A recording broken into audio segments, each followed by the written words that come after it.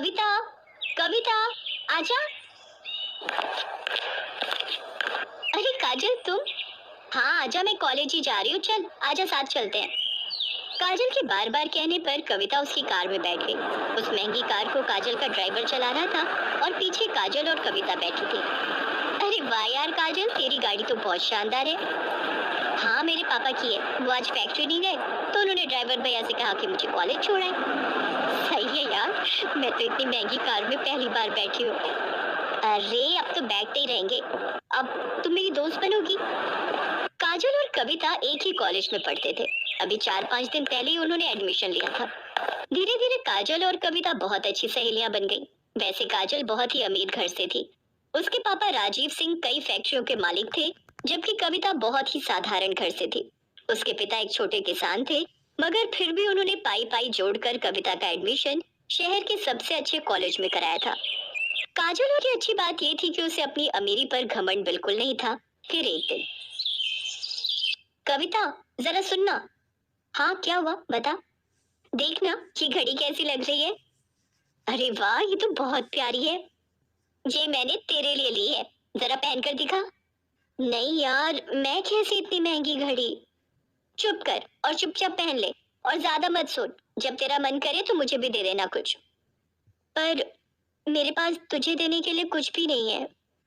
चल बहानेबाज, अभी मत दे पर कभी तो दे देना। अच्छा ठीक है। गुजरते वक्त के साथ दोनों की दोस्ती और गहरी होती गई। दोनों का ज्यादातर वक्त एक दूसरे के साथ ही बीतता था। और फिर एक दिन, कविता, ये लड़का कौन है यार? इससे पहले तो कभी नहीं देखा इसे। कौन? वो हैंडसम? सच में बड़ा कूल दिखता है यार। उनका नाम आकाश है और वो हमारे सीनियर है पगली। तो क्या हुआ? ओए जरा कंट्रोल में।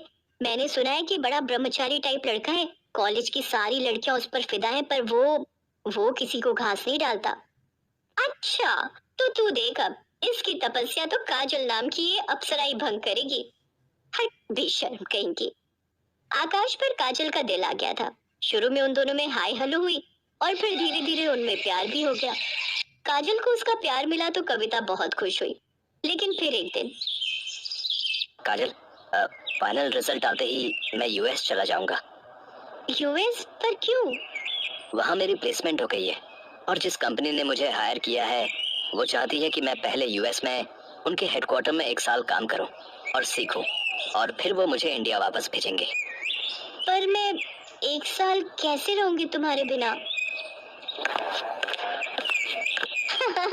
कहते हैं सब्र का फल मीठा होता है पगली। अरे तू कब आई?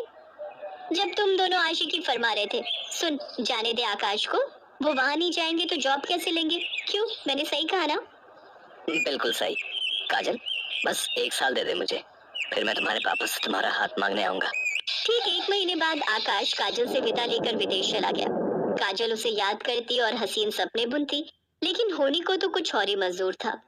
अचानक काजल ने कॉलेज आना बंद कर दिया। उसका फोन भी बंद आ रहा था।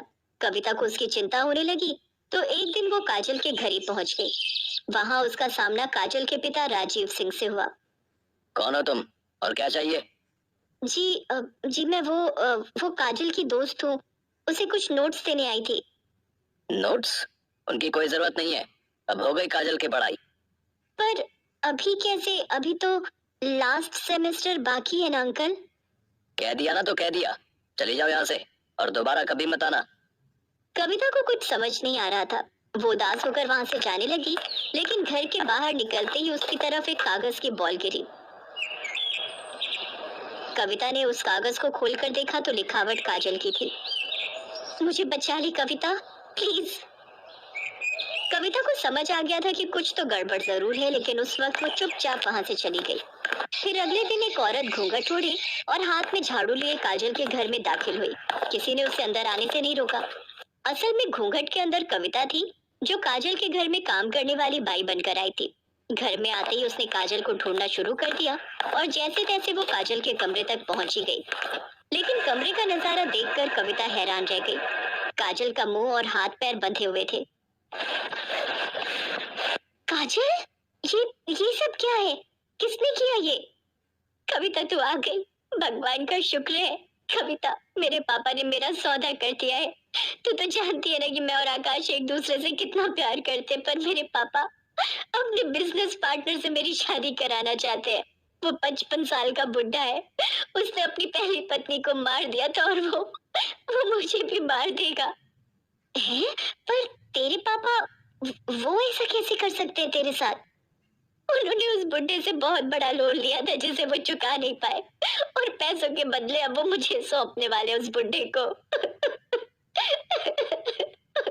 इतना कहकर काजल फूट फूट कर रोने लगी, लेकिन कविता तैयार थी अपनी सहेली को इस मुसीबत से निकालने के लिए।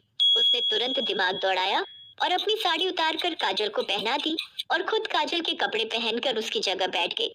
फिर कविता की जगह काजल आराम से घर से बाहर निकल गई। फिर कुछ देर के बाद कौन है?